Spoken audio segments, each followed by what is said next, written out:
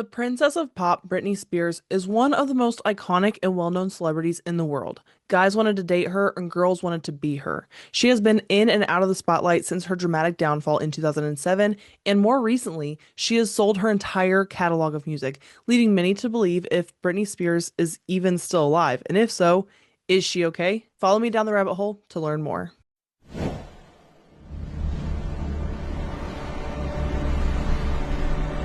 Hello, friends, and welcome back to the rabbit hole. I'm your host, Danny, and today we are talking about Britney Spears. Thank you, Stephanie, Chloe, Taylor, Carly, Sylvia, Morgan, and Rachel for requesting this episode.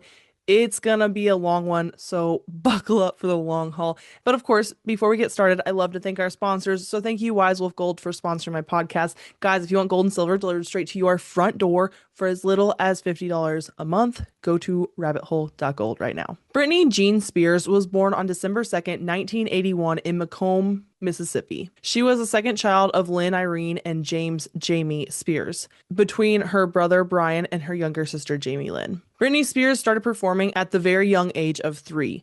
Like many young Southern girls, Britney started taking dance classes and singing in her church choir. She was often described as very shy, but when she stepped in front of an audience, she came to life. She was just a natural star. But kids that young don't just become worldwide superstars overnight. Britney's parents had significantly shaped her career. Britney's mother, Lynn, had a lot to do with her rapid rise to fame, and her dad, Jamie, had a lot to do with her demise. Together, they appeared to have controlled Britney's entire life. Getting to know her through her parents will help us to better understand how they had such an influence over Britney's life, so we're going to just back it up a little bit. Britney's maternal grandmother, Lillian Portell, met an American GI named Barney Bridges. This was not like the wholesome narrative that was pushed in the 90s, though, because Lillian was reportedly a feisty, independent woman who lived with Barney before they were married, something that is unheard of for the 1940s. After the war, Lillian moved from the busy city of London to the tiny, isolated town of Gloucester, Mississippi. This transition was particularly rough on her. She reportedly never truly fit in with the rural Southern aesthetic. She maintained a British sensibility that she passed down to her daughters, especially Lynn. Lily was known for being meticulous about her appearance and social standing. This pageant-ready expectation became the standard for the Bridges women. Lynn, growing up, seeing her mother as a woman who had escaped one world for another, reinforcing the idea that beauty and talent were tickets to a bigger life.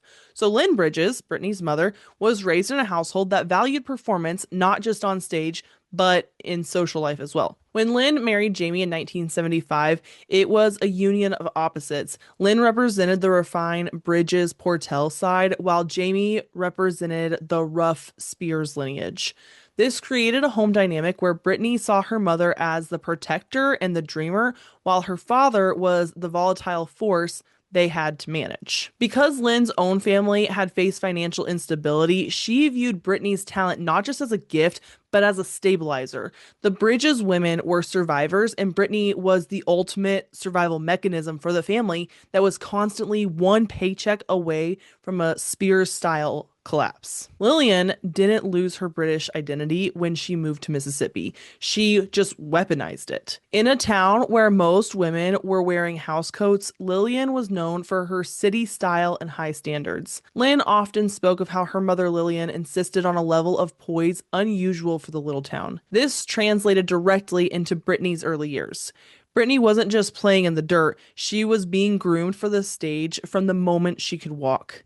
Lynn saw Britney's talent through the lens of Lillian's aspirations. If Lillian had escaped post-war London for a new life, Britney would escape the stagnation of rural Louisiana. New York wasn't just a career move, it was the return to the cosmopolitan life Lillian had left behind. Britney's paternal side is a bit more interesting. The lineage actually intersects with Marilyn Monroe.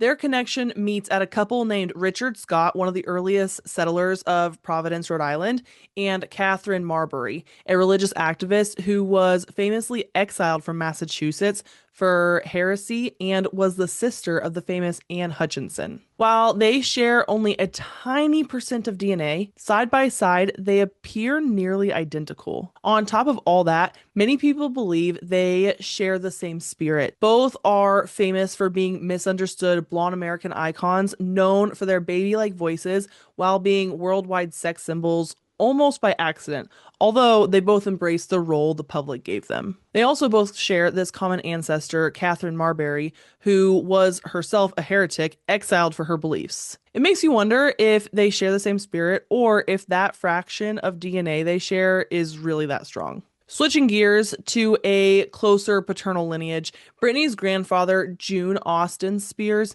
is the central figure in understanding Jamie's mentality. He was a man defined by tragedy and a terrifying temper. Britney's grandmother, Emma Jean Spears, lived a hard life full of tragedy too. So when Jamie was only 5 years old, Emma Jean gave birth to another son, Austin.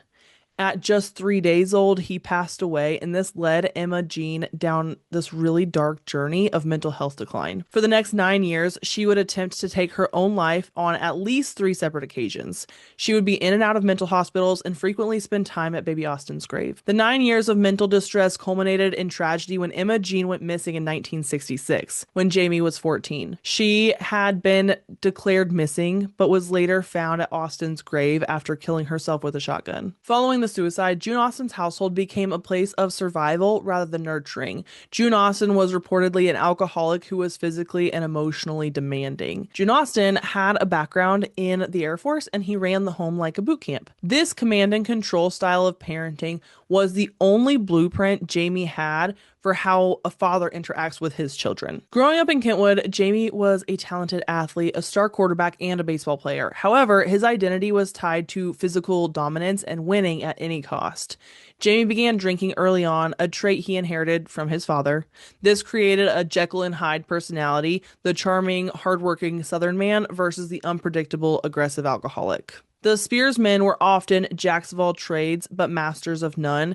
Jamie worked in construction, ran a gym, and even worked as a cook. There was a constant anxiety about money, a fear that he was failing to provide, which later manifested as a hyperfixation on Britney's brand as a business asset. Both parents were so concerned about financial stability that they did whatever it took to gain it, including exploiting their children. In 2021, it was revealed through genealogical research that Jamie and Lynn actually share a common set of great-great-grandparents. How very Southern of them. While not uncommon in tiny historical Southern towns, this fact just shows how trapped her family history really was. Britney wasn't just born into a family. She was born into a centuries-old social loop where the same names, same debts, and same traumas were recycled for generations. Jamie provided the muscle and later the control, but it was the Bridges women, Lillian and Lynn, who provided the vision of what a Spears girl could be if she just worked hard enough to leave the South behind. This fuels the spiritual warfare and recycled genetic female rebellion many people claim is the root of Britney's problems. Lynn would take 8-year-old Britney to New York City to study at the Professional Performing Arts School, which was a radical departure from Southern norms. While Jamie stayed behind in Kentwood, struggling with his construction business and his sobriety, Lynn and Britney lived in a cramped New York City sublet. While in New York, Lynn modeled the Bridges family's high standards behavior as her mother had done for her. She sought out the best coaches and most prestigious auditions like the Mickey Mouse Club, even when the family couldn't actually afford it. There was a nuanced layer here though. So the Kentwood community often criticized Lynn for abandoning her husband and her other children, Brian and later Jamie Lynn, to chase a dream for Britney. This created an us against the world bond between the two that actually became a central point of contention in the conservatorship years. Lynn and Jamie were frequently broke, even filing for bankruptcy in 1998, the same year Baby One More Time was released. Because of this maternal history of striving, Britney wasn't just a singer.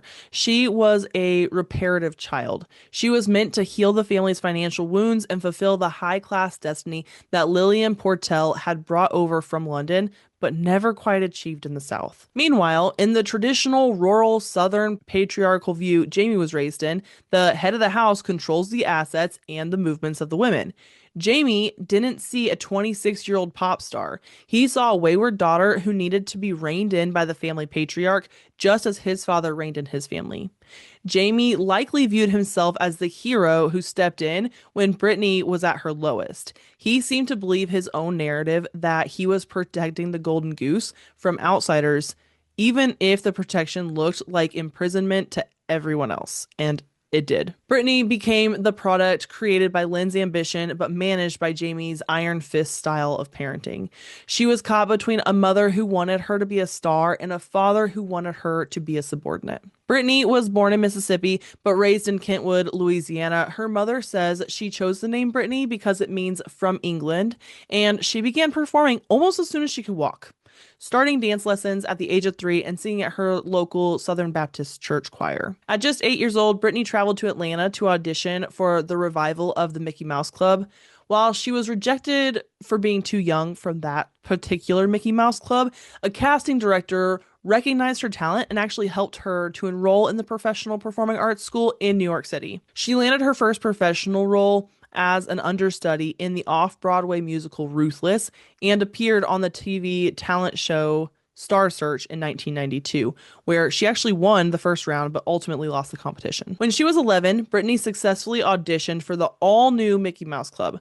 She joined the cast of future stars including Justin Timberlake, Christina Aguilera, and Ryan Gosling. Britney's talent wasn't just a hobby, it was a beacon for her parents, who were facing significant financial instability. Her mother, Lynn Spears, saw Britney's discipline as a way to transcend their circumstances in Kentwood. As the daughter of a British war bride, Lynn was raised on a strict sense of decorum and high expectations.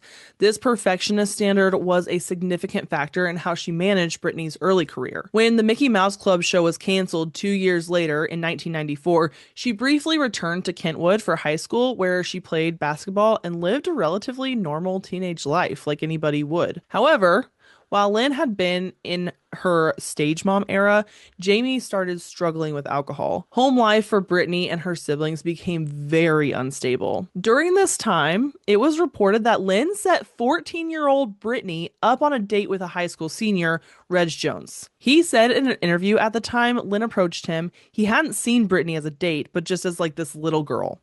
He did, however, ask her to his senior prom, and Britney said yes. But you have to imagine like the age difference here. When you're 14 and he's like 17 or 18, like that's a huge age difference. And any mom, you're like, I don't want my 14-year-old dating an 18-year-old because Lord knows what could happen.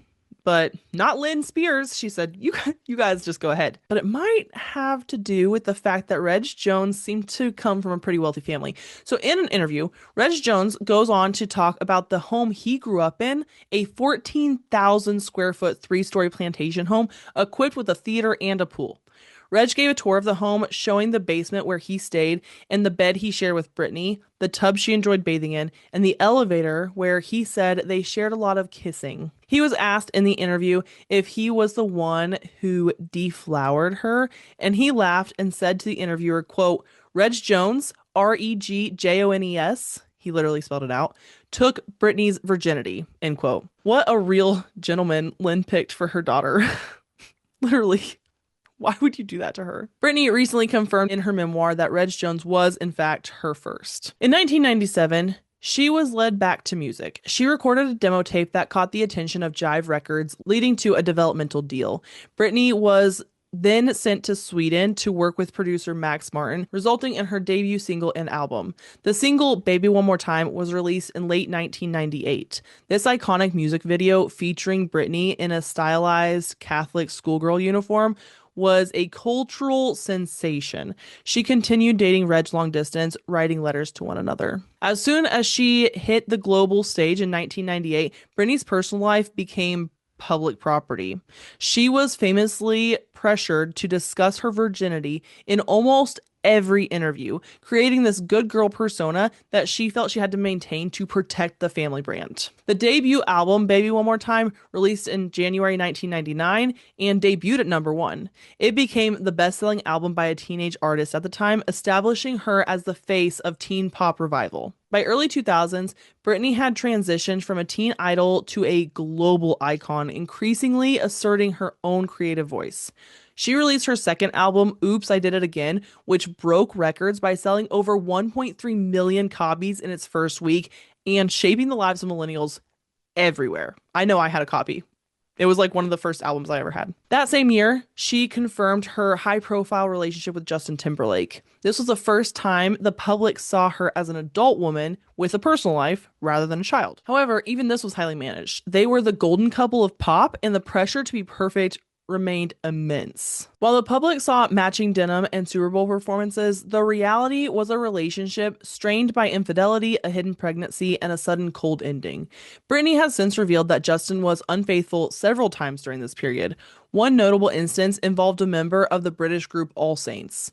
Despite the rumors, Britney remained infatuated and chose to look the other way to maintain their life together. Britney has shared that while she wanted a family, Justin was so sure he didn't want to be a father.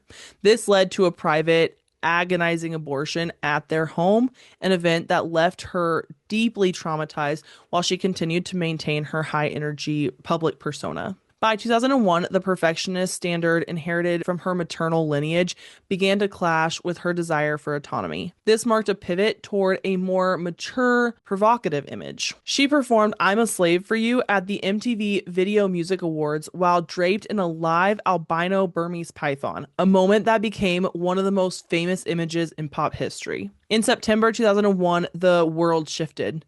Britney announced that she aimed to raise $2 million from her fall tour earnings to donate to the children of police officers and firemen who died when the World Trade Centers collapsed. Britney performed live with Michael Jackson. They performed Jackson's song The Way You Make Me Feel at the Michael Jackson 30th anniversary special in Madison Square Garden. This was Jackson's last live performance of this song in front of an audience. Her third album, Britney, was released in November 2001, making her the first female artist to have her first 3 albums debut at #1 on the Billboard 200. She also signed a massive endorsement deal with Pepsi, further cementing her status as the era's most powerful celebrity. As Justin began working on his debut solo album, Justified, Britney noticed him becoming increasingly distant, and she later reflected that he seemed to be, quote, using her as ammunition, creating a coldness that replaced their previous closeness. After learning of Justin's ongoing infidelities, Britney admitted to her own brief lapse, a kiss with choreographer Wade Robson at a Spanish bar. She stated that she was honest with Justin about it, and they initially agreed to just move past it. On February 15th, 2002, the movie Crossroads premiered in the US starring Britney.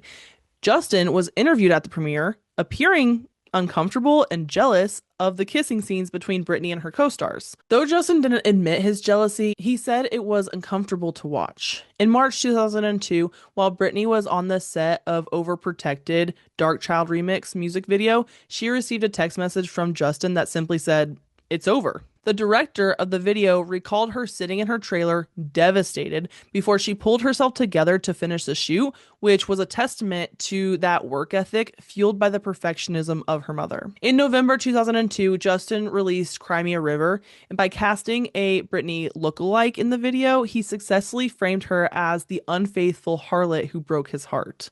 While Justin was, quote, happily running around Hollywood and launching a massive solo career, Britney describes herself as being in a state of clinical shock. She retreated to her home in Kentwood, where she spent months barely able to speak. But Britney picked herself up and started a new year off really busy, focused, and determined. She would go on to release a new album, In the Zone, featuring her massive hit song Toxic, and she had effectively turned her sadness into incredible success and started making her public transition from a teen pop icon to a more mature adult superstar. She appeared on Saturday Night Live, an ABC concert special, and in many other high-profile television appearances. In August, she opened the show with performances of Like a Virgin and Hollywood alongside Madonna and Christina Aguilera, culminating in the famous on-stage kiss between Britney and Madonna. The camera instantly panned to Justin's reaction in the audience, which was, at the very least, highly uncomfortable. This marked a turning point where the perfect standards she was raised with were publicly weaponized against her. It became super apparent in the November 2003 ABC News interview with Diane Sawyer titled Britney Spears in the Zone, which is now widely regarded as one of the most glaring examples of the villain narrative being forced on her. Britney, who was only 21 at the time, was subjected to a line of questioning that shifted the blame for her breakup and public image entirely onto her shoulders. Sawyer leaned heavily into the fallout from the Justin Timberlake breakup, treating his Crimea River video as a factual account of their relationship. Sawyer famously asked, quote, "He's gone on television and pretty much said you broke his heart. You did something that caused him so much pain, so much suffering. What did you do?" End quote. Britney was forced to defend her integrity while still clearly grieving. At one point, when Sawyer pressed her about her rough year, Britney began to sob and asked to stop the interview, saying, "I'm embarrassed. Can we stop?" And Sawyer didn't want to. She also confronted Britney with criticisms from the public regarding her role model status, effectively blaming her for the way the media sexualized her. Sawyer brought up the quote from the First Lady of Maryland, Kendall Ehrlich, who said in a speech that if she had the opportunity, she would shoot Britney Spears, which is really aggressive. Instead of condemning the violent rhetoric, Sawyer asked Britney, quote, "What is it about you that's so scary to so many people?" End quote. As if it's her fault that somebody wants to shoot her. And this still wasn't the end. Britney was being questioned about her clothes and her performances, with Sawyer suggesting she was responsible for upsetting mothers across America. The interview effectively served as a public trial that Britney could never win. While Justin was praised for his vulnerability in his solo music, Britney was painted as a corrupter of youth and an unfaithful partner. Many historians of her life point to this interview as the moment the media realized they could push her to an emotional breaking point for ratings.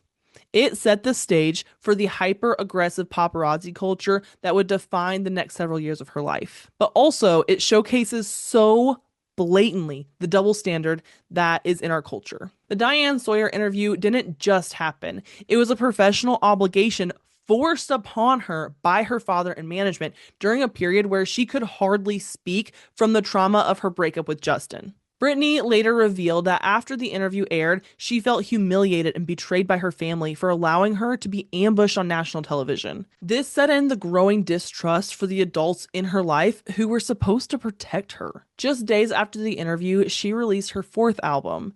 It was her most creatively autonomous work yet, featuring Every Time, a song she wrote as a direct response to the Crimea River narrative. On December 2nd of that year, her 22nd birthday, she announced the Onyx Hotel Tour. The tour's theme, a mysterious dark hotel where, quote, "darkest secrets are revealed," reflected her internal state. She was moving away from the light, this bubblegum pop reputation she had created, and towards something darker. Around this time, she was spotted with actor Colin Farrell. While brief, this fling was a sharp departure from her golden couple past with Justin. It was her first public attempt at a rebel phase, choosing a partner known for being a Hollywood bad boy. Although Lynn was still managing her, Britney began spending more time with childhood friends from Kentwood, people who knew her before she was famous. This was a direct attempt to find grounding outside the Spears family industry. There is this theory that from 1998 to 2003, Britney was selected for Project Monarch programming within the entertainment industry, which is very common. Like, a lot of entertainers unfortunately go through this. People claim that her rapid transition from this innocent schoolgirl to the snake-wielding goddess symbolizes the destruction of her former persona. Her frequent use of occult symbolism in music videos, the repetitive nature of her choreography, and her rapid artificial transition from a child to a sex symbol are pointed to as signs of a carefully constructed multi-personality creation designed to influence the youth of America. We also have to remember this time in America was super chaotic. We now know the Clintons have been involved in many suspicious activities with Jeffrey Epstein, who was beginning to peak in trafficking and many other evil mind control projects with elites. And there is no denying that when it came to Britney Spears, especially around this time, there was a drastic shift in how celebrities were followed, and she was the most sought after person in the world. There are even reports that say Britney Spears' paparazzi pictures were single-handedly keeping some tabloids in business. Everyone was making money off of her. Everyone. On January 3rd, 2004, Britney was in Las Vegas with friends, including Paris Hilton and her childhood friend from Kentwood, Jason Alexander.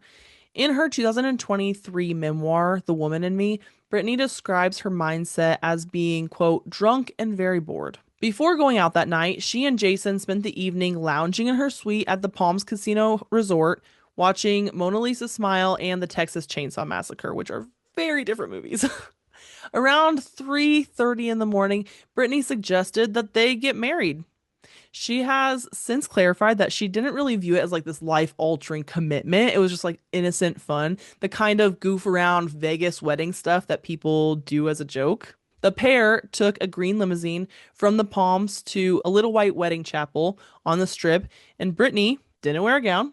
She just like wore a baseball cap and some ripped jeans, and no family members were present, so she just had like the limousine driver walk her down the aisle. They paid a fee, exchanged vows, and were legally married by 5:30 in the morning. The drunken fun joke abruptly ended the moment Britney's family and management found out. Britney said that her family reacted as if she had started World War III. Jason Alexander later claimed that Lynn Spears and a team of lawyers swooped in almost immediately. He alleged they were both pressured into an annulment under duress.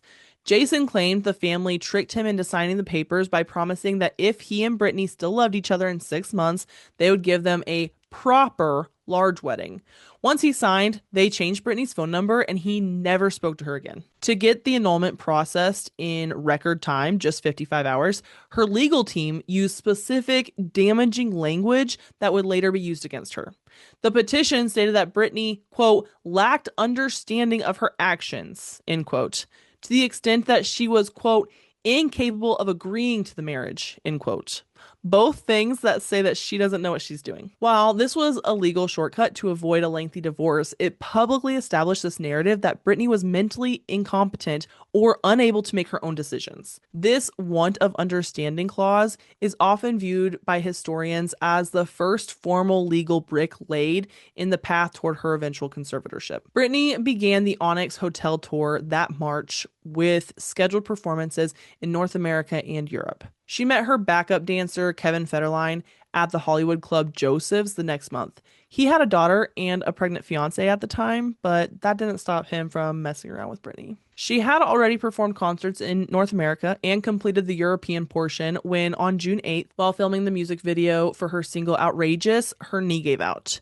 She was taken to a local hospital when the MRI revealed floating cartilage in her knee. She had to undergo surgery, and the tour was done. With her forced downtime, Britney had a lot of free time, which is often cited as a major turning point in her career. She and Kevin Federline began spending a lot more time together. Though he was still engaged to Shar Jackson at the time, the couple had officially separated shortly before their son's birth. Jackson reportedly learned about the relationship between Britney and Kevin through tabloid photos of the two together. After just 3 months of dating, Britney and Kevin got married in a surprise backyard ceremony in Studio City. Guests were served chicken wings and ribs, and the bridal party wore tracksuits with "the maids" and "pimps" written on the back. Just a few months later, Britney became pregnant with their first child. In September 2005, Britney gave birth to Sean Preston just before her first wedding anniversary.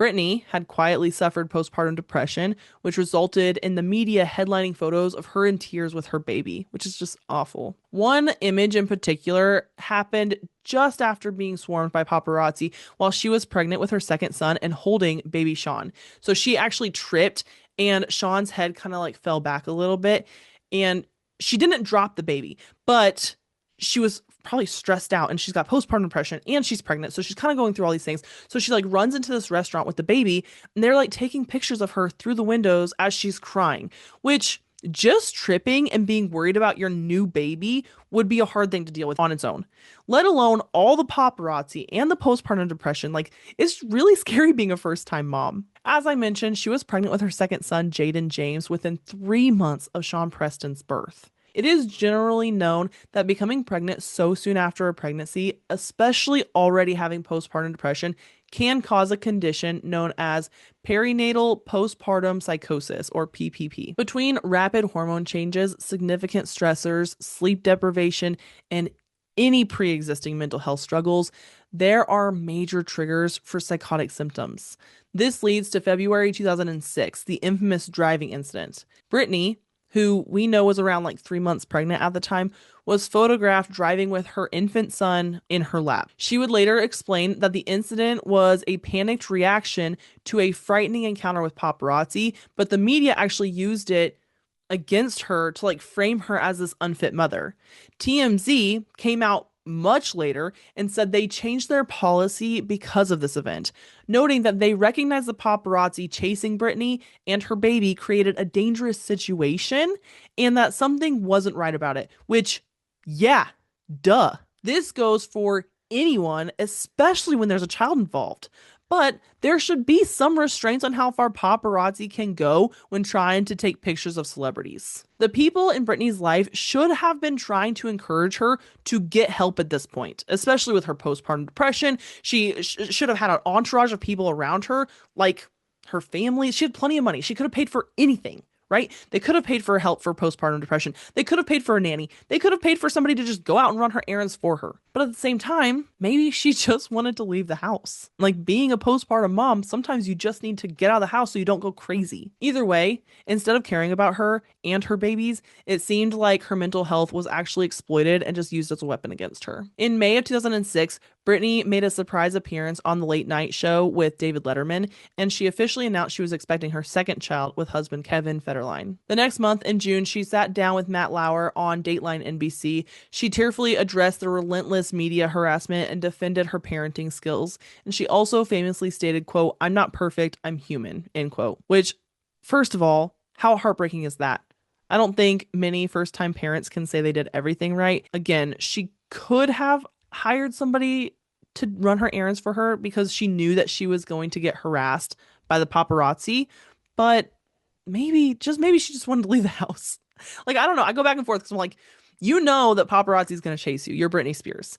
But also you're like, why can't I do normal things? Like, I'm just a human being. So this is like a weird double-edged sword, I think. Anyway, on September 12th, 2006, just 2 days before Sean Preston's first birthday, Britney gave birth to Jaden James via C-section in Los Angeles.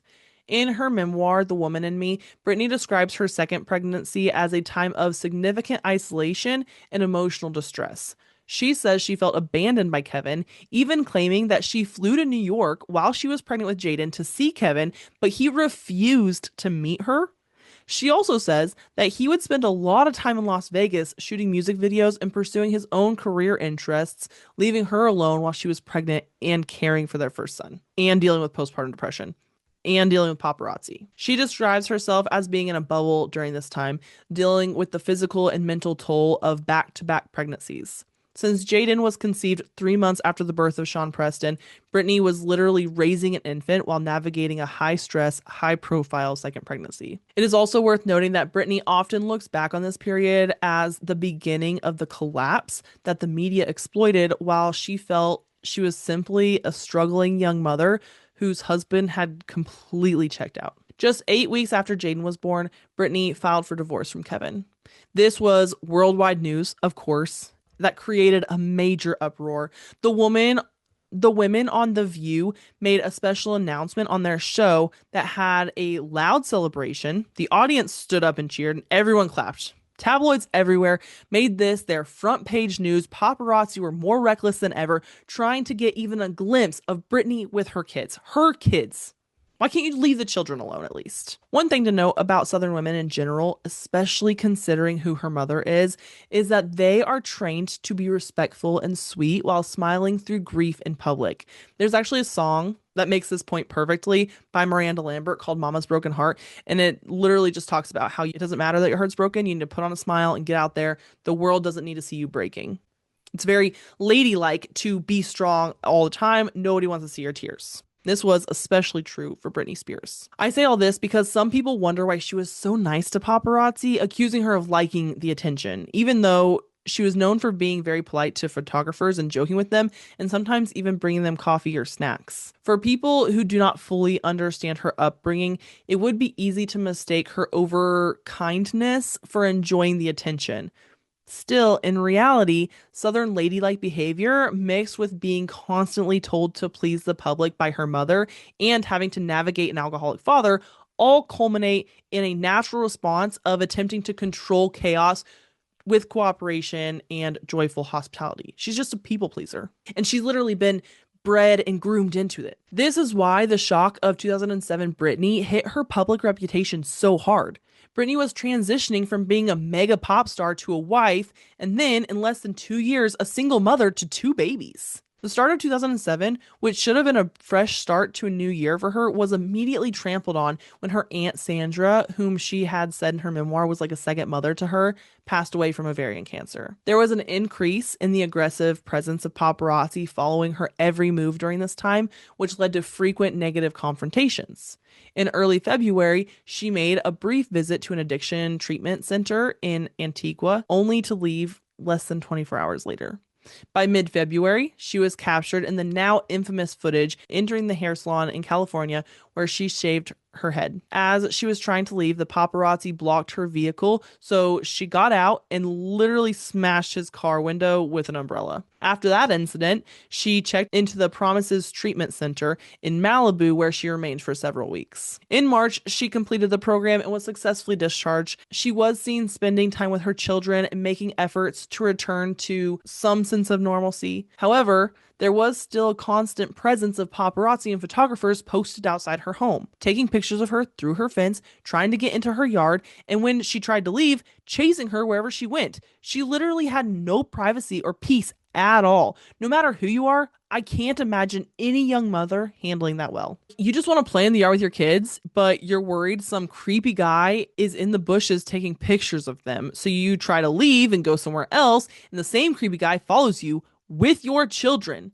And you can't call the police because it's not illegal for someone to stand on the sidewalk or drive behind someone else. You can't leave for a place no one recognizes you because everyone recognizes Britney Spears, and she couldn't even leave the country because she was going through a divorce. All I'm saying is, can we really blame her for losing her shit? I don't think so. This harassment and constant attention went on all year.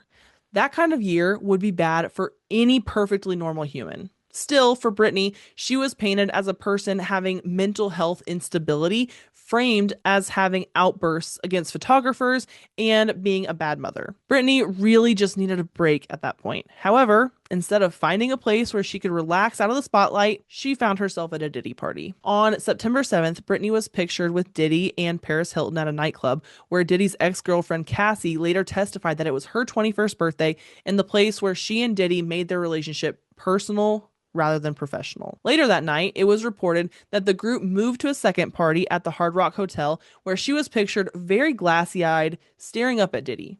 She then continued partying with him through the night and into the early morning of September 8th. This was a day before Britney's disastrous VMA performances on September 9th, where she was clearly unable to perform. Britney explained that she was dizzy and exhausted, but headlines around the world described her performance as lard and clear, a jab at her unusually bloated appearance. Lackluster dancing, poor lip syncing, and painful to watch were all phrases used to describe the performance. In her memoir, Britney wrote, quote, "There was a problem with my costume and with my hair extensions. I hadn't slept the night before. I was dizzy. It was less than a year since I'd had my second baby in 2 years, but everyone was acting like my not having six-pack abs was offensive," end quote. Some people now speculate whether Diddy was working with the CIA and was used to trigger her in the Project Monarch experiment to traumatize her and see if she would fall, while others theorize that maybe she was just a victim of Diddy. Now, let's talk about that day that changed Britney's life forever. On the evening of January 3rd, 2008, officers were called to her home after she refused to hand her two sons over to Kevin Federline's representatives at the end of a court-monitored visit.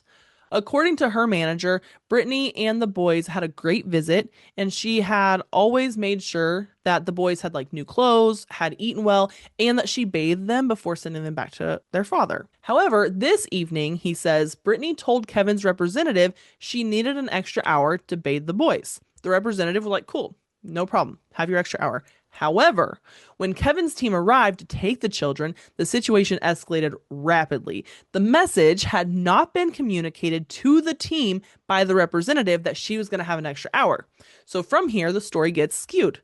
but reports indicate that she locked herself in a room with one of her children and refused to open the door to police or the court appointed monitor. After an intense hours long standoff involving police, paramedics, and fire trucks, she eventually turned the children over around 10:50 p.m.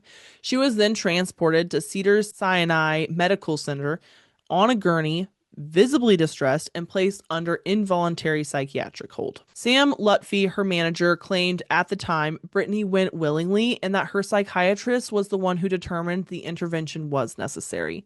The hold was placed for 72 hours. However, it only lasted 24 hours because it was determined that she was not actually at risk of harming herself or others and did not have any drugs in her system, so the physician allowed Britney to check herself out. By this time, Britney's dad, Jamie, had begun working with Lou Taylor, and after this event, he hired her as a business manager, and Jamie also replaced Britney's psychiatrist during this time. In late January, police were called to her gated community after reports that paparazzi were trespassing on private property to follow Britney. When officers arrived, they could not find trespassers, but they did issue several citations for illegally parked vehicles around her home. Just a few days later, on January 31st, 2008, police were called again to her residence in the early hours of the morning, this time for a medical emergency. She was taken by ambulance under a police escort. Paparazzi were making it difficult for the ambulance to leave her driveway, and she was admitted to UCLA Medical Center and placed on an involuntary 5150 psychiatric hold again. According to reports and family memoirs, Jamie, his legal and business team, including the new psychiatrist and business manager Lou Taylor, both of whom did not have a relationship with Britney, had been working with the LAPD for weeks to execute a plan to place Britney under psychiatric care. Although we now know that Britney was cleared by medical and psychiatric professionals earlier in the month, the new narrative was that Britney was unwell and could not care for herself. Her new psychiatrist reportedly triggered the 5150, though the specific clinical motivations, like reports of sleep deprivation and refusal to take medication, have remained a dispute between family members, her previous manager Sam, and Britney herself. While Britney was still being held in the hospital under this hold, Jamie Spears petitioned the court for an emergency temporary conservatorship. A conservatorship is when the court appoints a responsible individual to manage the financial affairs, personal care, or both for an adult who is unable to do so for themselves due to mental or physical incapacity. Commissioner Riva Goetz granted it in a hearing that reportedly lasted only about 10 minutes. The legal filing alleged that Britney suffered from a dementia-related illness, a claim that was never corroborated by medical evidence. There were numerous reports of screaming matches in the hospital halls between family members and Sam Lutfi, while the family consolidated control over Britney's medical and personal decisions. Within days of the hold, Britney attempted to retain her own counsel, Adam Streisand, but the court denied her request, ruling that she lacked the capacity to hire an attorney. Instead, the court appointed Samuel D. Ingham III to represent her, which ensured the conservatorship team had control over her legal defense from the start. It is extremely important to note that within weeks of this dementia claim that prevented her from being able to hire her own attorney and manage her own life, she was actively working on albums and television appearances, like her guest starring in the TV series How I Met Your Mother. How can she be so incapacitated that she couldn't make a decision for herself, like hiring her own attorney, which is a freaking attorney that they would be able to know if she was incapacitated, right? But no, they said, no, you can't hire your own attorney. We'll appoint you one. However, go back to work. And then the conservatorship was supposed to only be temporary. It was actually explicitly temporary and an emergency conservatorship. It was filed as an ex parte application, meaning it was requested by only one party, Britney's father, without advance notice to the other, Britney, due to concerns regarding her immediate safety and mental health. The order is meant to provide immediate oversight while the court evaluates the need for a more formal long-term arrangement. However, in Britney's case, the court did not stop at the temporary order. It was repeatedly extended in the months following February 2008 through multiple court dates. This is where things get muddy. Britney was not allowed to speak for herself, was represented by someone she did not choose, and who did not actually know her. She was unable to express what was happening to her. Meanwhile, like I said before, and it is clear, Britney was still working and managing the empire she built. Only she had no authority to manage her own life. The order also mandated evaluations regarding her capacity to participate in the proceedings, manage financial affairs, retain counsel, and her susceptibility to undue influence. Evaluations were conducted by people Jamie hired, not Britney, and again, she was not allowed to be alone during these evaluations. In her much later testimony, that we'll get into later, she reported that during her psychiatric evaluation, she had no privacy, that nurses and security personnel were present, including while she changed clothes and showered. Jamie was given power over her entire person and estate. He had the authority to restrict and limit visits to her, although she was able to meet with her attorney, Sam Ingham. Jamie had the power to approve the meeting location and require security, so she was never alone with her attorney. So much for attorney-client privilege. Jamie had the authority to hire 24/7 security guards and caretakers. He also had the power to prosecute civil harassment restraining orders on her behalf, like putting a restraining order on people who had been her closest friends, including her most recent boyfriend, Adnan Ghalib. He and his attorney, Andrew Wallet, no pun intended here, yes, that's really his name, Andrew Wallet, and he actually lives up to it, were appointed as temporary co-conservators of her estate, granting them control over all her assets, bank accounts, and financial decision-making, effectively revoking her existing powers of attorney. Over a period of approximately 9 months, the conservatorship was extended until October 28, 2008, when Judge Goetz ruled that the arrangement was necessary and appropriate due to the complexity of Britney Spears' business and financial entities and her susceptibility to undue influence, effectively removing the expiration date and making the conservatorship indefinite. The court characterized the nature of the estate as a hybrid business model. At the time, this referred to the intricate network of companies, trusts, and professional teams surrounding her career, and the court argued that because her wealth was not simply held in personal accounts, but was tied to corporate interests, touring entities, and complex contracts, it required specialized, ongoing professional management. The other critical component was susceptibility to undue influence. The court found that she was vulnerable to exploitation or manipulation by third parties, or like her father. By appointing a permanent conservator of the estate, the court aimed to place a legal barrier between her assets and individuals who the court, at the urging of conservators, deemed to be bad influences.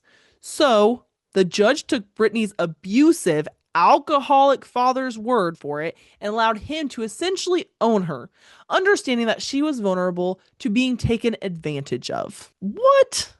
Are you kidding me? Once the conservatorship became permanent, the control granted to the conservators became far more invasive than the temporary crisis management phase. The permanent letters of conservatorship empowered Jamie Spears to revoke existing powers of attorney and modify, amend, or revoke revocable trusts without needing a court order for each specific action. That is, in legal terms, to say everything Britney had put in place to protect herself and safeguard her own assets, wealth, and personal well-being was all null and void.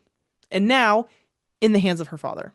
Additionally, a major stipulation of the permanent arrangement was that any future professional commitments, such as tours, albums, and residencies, required approval from her medical team, hired by her father, and conservators, also her father. And this essentially tied her ability to work and earn money to the ongoing satisfaction of the conservatorship's requirements. This also provided a legal way to mandate Britney work like a slave and provide income to all the teams Jamie hired, including himself. A security firm called Black Box Security was hired by Jamie with Britney's money to monitor her daily life. So she was literally paying for a security team to report back to her father. Former employees alleged that the firm was instructed to monitor her private conversations and moments, including with medical and legal professionals, with her children, and even more twisted, they had cameras and voice recording devices set up in her bedroom. Britney also alleges that any prospective dates had to have background check and submit a blood test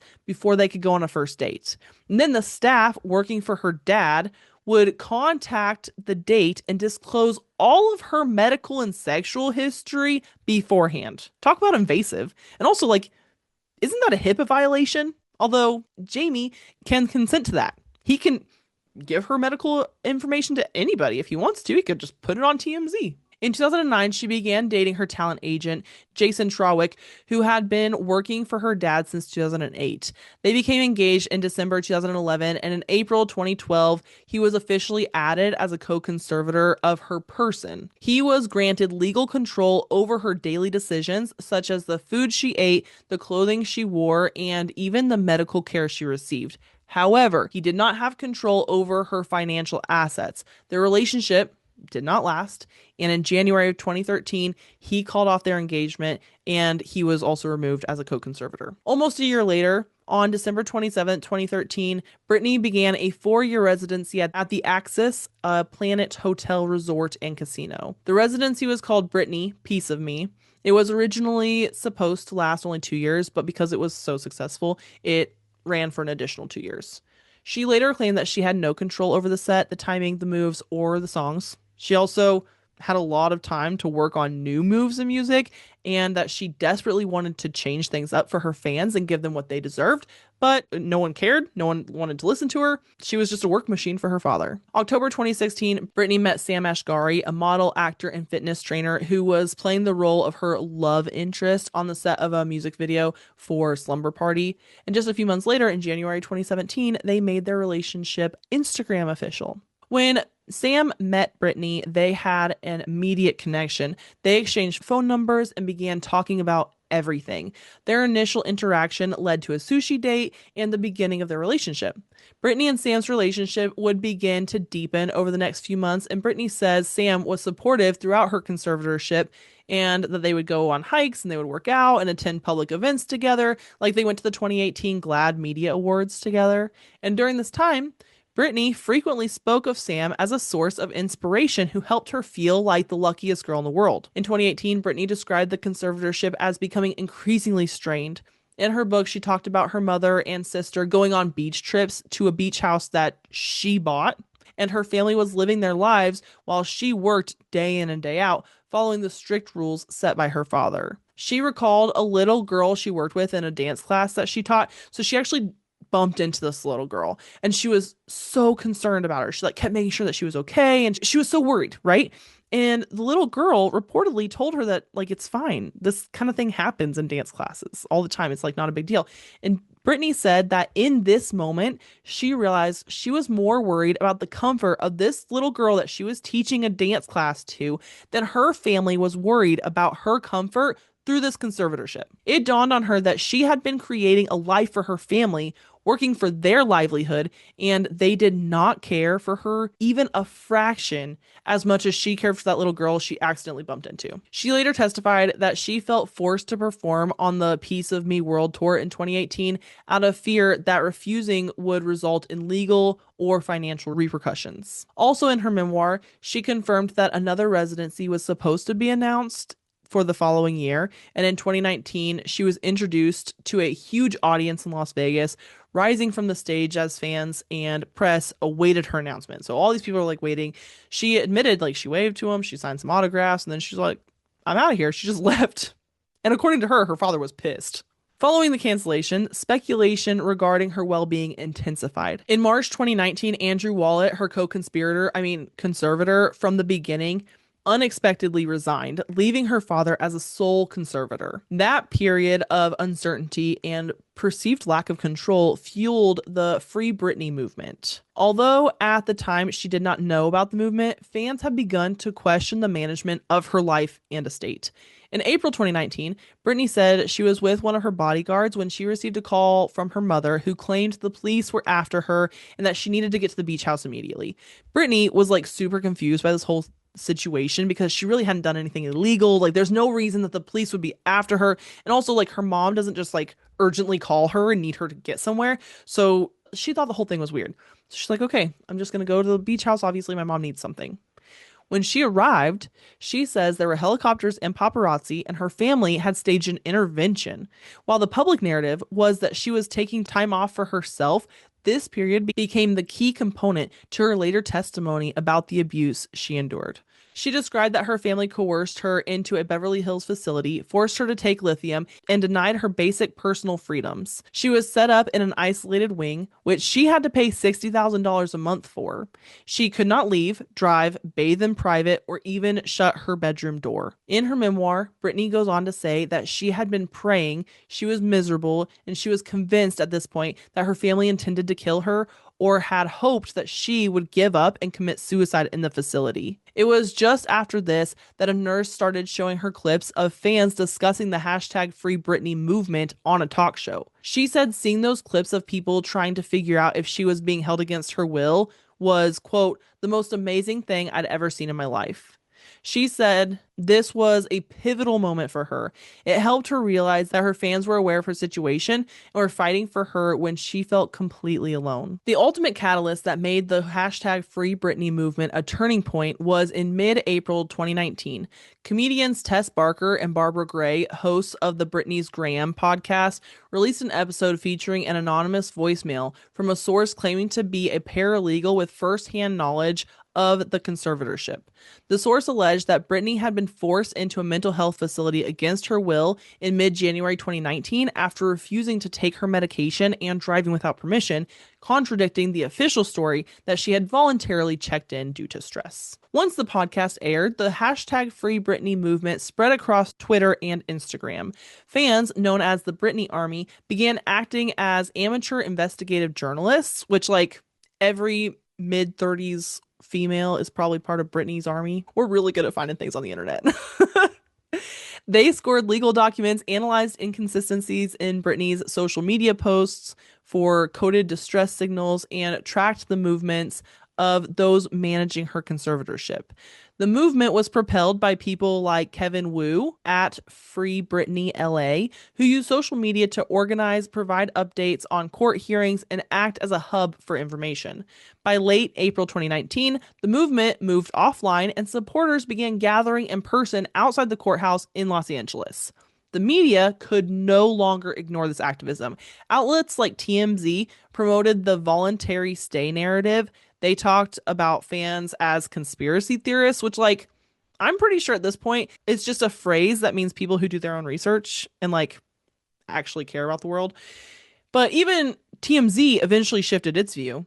The movement gained legitimacy as more details leaked, including information regarding the resignation of co-conservator Andrew Wallet in March of 2019. By the time Britney arrived at the courthouse in May 2019, reportedly without shoes and with her mother Lynn, the Free Britney movement had successfully reframed the entire narrative of her life. It shifted from a conspiracy theory to a mainstream conversation about conservatorship, abuse, autonomy, and disability rights. While Britney continued dating Sam, the Free Britney movement snowballed. Over the next couple of years, fans began using code signals to communicate with Britney. One fan claimed that she commented to her, "If you need help, wear yellow in your next video." The next video Britney posted was yellow. This communication solidified in fans' minds that Britney was in trouble and could not speak freely about what was happening to her. Signals became the primary driver of constant worry among her fans, and they obsessively analyzed her eye movements, the placement of flowers in her house, the color of her clothing, believing every post was either a literal cry for help or, on the flip side, proof that the person posting was a handler using her face. From 2009 through 2019, many people believed that Britney was literally no longer in charge of her own social media, and that belief was proven true. Also, it was speculated that her posts were part of a sophisticated algorithmic psychological operation. Some went as far as to suggest she had been replaced by an AI-generated digital avatar in her music videos and promotional content. One of the judges on X Factor, Lewis Walsh, recalled that although Britney was physically there, she was mentally not there. He explicitly stated in multiple interviews that she appeared to be, quote, on so much medication that she struggled to sit up straight, describing how she would slump over in her chair. And he also claimed that production often had to stop the show and remove her from the room because of her condition. By February 2021, a documentary called Framing Britney Spears was released. While the movement had been building for around 2 years through podcasts, fan led social media campaigns, and protests, the documentary brought the conservatorship into the mainstream officially. It provided a clear, high production value timeline of her life, and the film forced the public to confront the tabloid culture drama Britney endured in the 2000s. It highlighted the misogyny, objectification, hypocrisy, and bullying that she was forced to overcome. Because the entire film was produced without Britney's direct cooperation, it relied on interviews with former associates and legal experts to shift the public's perception of her from the 2007 breakdown to recognizing her as a human being reacting to inhumane treatment while essentially living in a fishbowl. The documentary directly influenced the legal proceedings. Shortly after the documentary aired, public support was palpable. When Britney finally broke her silence in her June 2021 court testimony, the public already understood the weight of her plea to end the abusive arrangement. Everyone managing her conservatorship had been outed, and they were beginning to drop like flies, starting with Andrew Wallet. There was a cascade of major departures, including the resignation of her court-appointed lawyer, Samuel Ingham, and her longtime manager, Larry Rudolph. These resignations allowed Britney the chance to finally choose her own legal counsel, Matthew Rosengart, who aggressively pushed for her father's removal and the eventual termination of the entire conservatorship on November 12th, 2021. Britney said that as she was thanking her attorney and her fans, it was Mr. Rosengart who told her it was because of her courage in advocating for herself in her testimony that she was free. Britney says it was the first time in a very long time that she was given credit for something good and not something bad. In June 2022, after 6 years of dating, Sam and Britney got married at their Los Angeles home, and the guest list included a variety of high-profile celebrities and friends. Some of those guests included Madonna, Selena Gomez, Paris Hilton with her husband and mother, Britney's brother Brian, and Sam's sisters. It was very notable that her parents, sister, and 2 sons were not at her wedding. In August 2022, she released Hold Me Closer, a collaboration with Sir Elton John, marking her return to the music industry. However, she has made it known that the trauma caused by the music industry during her years under the conservatorship make her hesitant to return.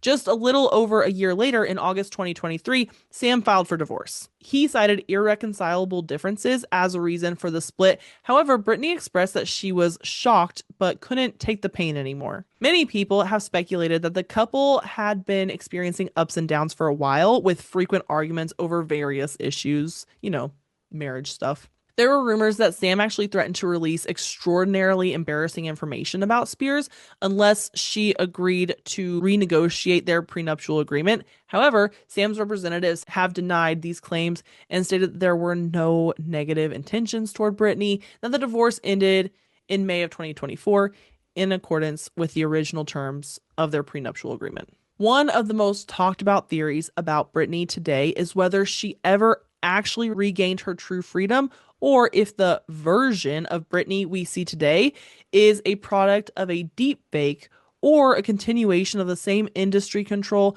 that simply rebranded after the Free Britney movement. This theory has a ton of plausible evidence. Her sporadic posting on Instagram contradicts the official public statements her brand tries to project. She has not had direct contact with the public in several years, and some people even believe the person seen with Sam during their dating period was never Britney at all, but a body double. She has not been photographed at a public event since 2019, and her Instagram posts seem to indicate that she has not actually posted a new photo or video since around 2021. And her current posts are recycled AI-generated media from images that she has already posted. There's also a super creepy image sequence of Britney posted November 1st, 2021, of her appearing to be handcuffed and unconscious, which is odd. Some of these images are obvious fakes. There is a picture of her with her son Jaden where somehow he only has four fingers. You could argue that his pinky finger is somehow hidden behind the phone, but if you look closely, it just doesn't look right. And some people have pointed out that it could be Britney's brother's fiance, Amber Lynn, actually posing as Britney and using a filter. Amber Lynn looks very similar to Britney in bone structure and coloring. And during their relationship, they had broken off their engagement. And during that time, Amber Lynn had posted some pretty serious allegations about the Spears family, stating that they were actually drugging Britney and then pimping her out. However, Amber and Brian have since got back together, and she has not made those allegations public again. This is also super weird. Like, did they force her to reconcile with Brian to continue portraying Britney? Like, did they blackmail her or threaten to kill her if she didn't comply? There are many similarities and parallels between Amber and Britney. Amber came into the public picture around 2021, and they are pictured holding the same mug in several occasions. Amber has videos of staying at Britney's house, but Britney is nowhere to be seen. There are more theories that it is actually Cade Hudson, Britney's manager, behind the videos using an AI filter. This one might not actually be that far off either. If you slow down some of the videos she has posted, you can see anomalies in her appearance. One picture shows a man reflected in a picture frame taking a picture of a cat in a Chipotle bag, as if to say they have not let the cat out of the bag yet, maybe? I don't know. There are videos where it looks like Britney has male genitalia between her legs. Some look like there is a hint of a beard under her face. Some show her hair flipping over and it looks like short, dark hair under a wig. Her face shape shifts, her eyes change. Some shots, she is holding a phone in her hand 1 second and then it disappears the next second. Some have jewelry that disappears into her skin or changes altogether between movements. Her videos are obviously heavily edited, but it can't all just be explained away as simple editing. Sometimes it looks like a totally different person. Some theories suggest she has adopted a baby girl. In July 2025, she posted on Instagram that she adopted a, quote, beautiful baby girl, end quote, named Lennon London Spears and planned to move to Italy. However, sources later clarified that the post was not a factual announcement. It was supposedly understood to be a playful or trolling post because she had used winking and silly face emojis, which I don't know how you get a trolling post from the winky face emojis. Anyway, this theory has been countered by fans who speculate that she might have been referring to a reborn doll. So these are like hyper realistic dolls that sometimes are used for therapeutic purposes. She has been pictured with pacifiers, a baby carrier, baby dolls, and other girl toys. And sources have noted that the baby carrier was used to transport her dolls. So, child representation therapy is a professional approach to healing childhood trauma by reparenting oneself through a doll. So, the doll actually serves as a tangible focus for that nurturing energy, helping the individual externalize the trauma and move through in a safe, controlled environment. Given that Britney was essentially entertaining and working since she was like 3 years old, along with having an alcoholic father and a perfectionist mother, then all the entertainment industry staff that she grew up around, it is likely that she went through way more trauma than she has ever revealed publicly. She has been teasing a Be Tiny jewelry and perfume line for years, though this has not come to fruition either. She has changed her name several times online, from Britney Spears to Zila, Zila Marie River Red, and then back to Britney Spears again, which is important and we'll get to it in just a second.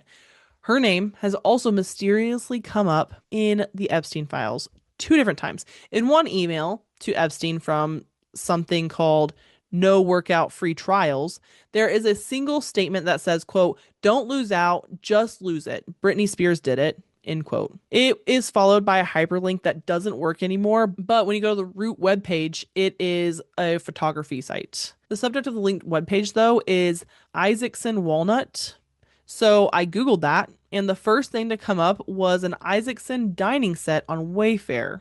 Coincidence? Probably not. Another email featuring Britney's name was from a man named Mark Tramo, an MD and PhD who was working at UCLA when she was admitted in 2008. The email was sent to Jeffrey Epstein. It alludes to Epstein being a potential donor to Trauma's foundation, the Institute for Music and Brain Science. He says, quote, "The Institute, a la the attached picture I sent you with a thank you note back in December. There's already a number from my class asking to do some projects with me. A salary would free me up to write some grants, e.g., my new pal at Universal Music has offered to send Britney Spears the neonatal ICU project I sent the Florida Science Foundation in '09. There's a custody issue surrounding her kids, since he is her publisher, but time has been prohibiting me from pursuing it," end quote. Tramo goes on to say he hopes to see Epstein and have, quote, "some fun here in 1 to 2 weeks," end quote. As we talked about before, the conservatorship of Britney was set up initially in 2008 after being hospitalized at UCLA Medical Center and was made permanent just before 2009.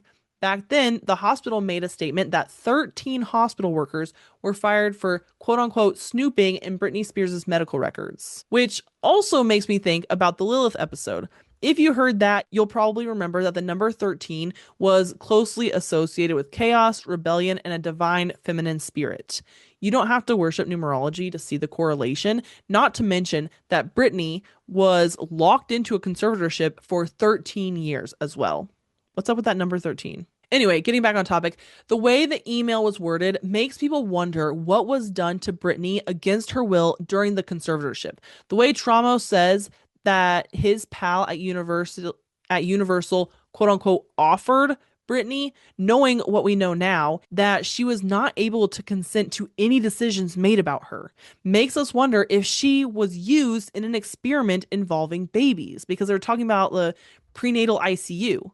In her memoir, Britney revealed that she had suffered brain damage in the past after being held for 4 months without being able to move her arms or legs. However, checking into her rehab stays and even documented hospitalizations, there's no public record that she ever had to stay anywhere for 4 months. So she remembers this. She put it in her memoir because it was such a significant impact on her life, and yet there's no records of it, unless they were doing it not at the hospital. Another odd thing to note is Gino Yu, a man known for his deep research into human consciousness, is in the Epstein files as well. He tells Epstein about his hopes for doing research studies in Tulum, Mexico. So Yu mentions in an email to Epstein about being, quote, the guy that organizes Woo Moon and the guy that provides the sound system for the big parties in Tulum and Ibiza, end quote. He mentions to Epstein that he was developing a research lab in Tulum.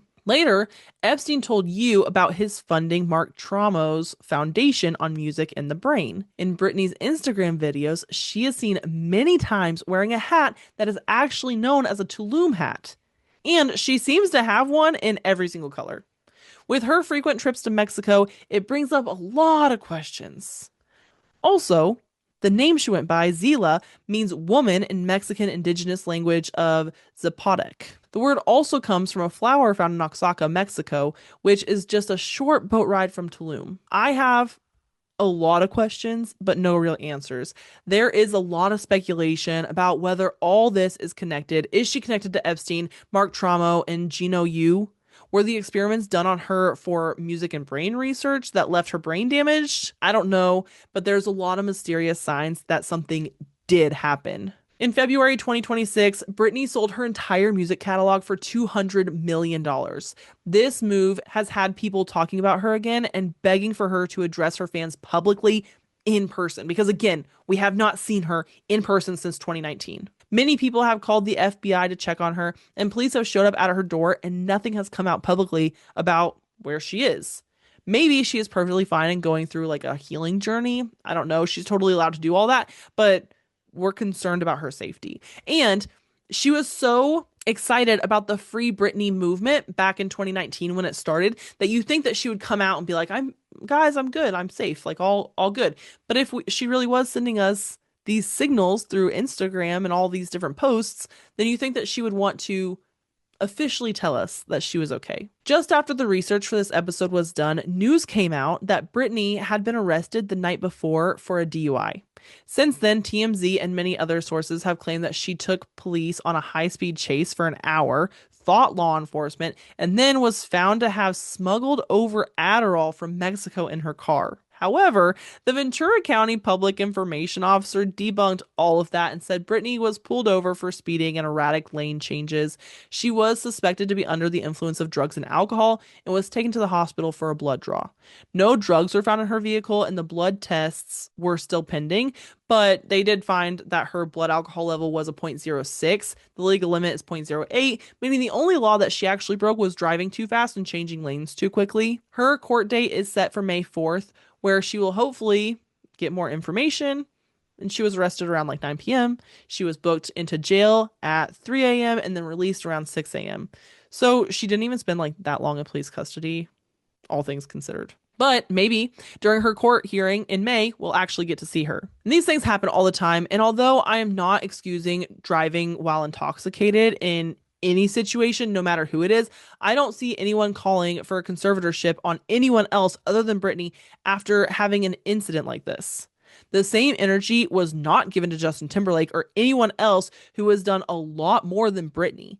This leads me to believe that there was a setup. Lynn Spears was seen arriving in Los Angeles the day after Britney's music was sold, and there have not been reports that she left.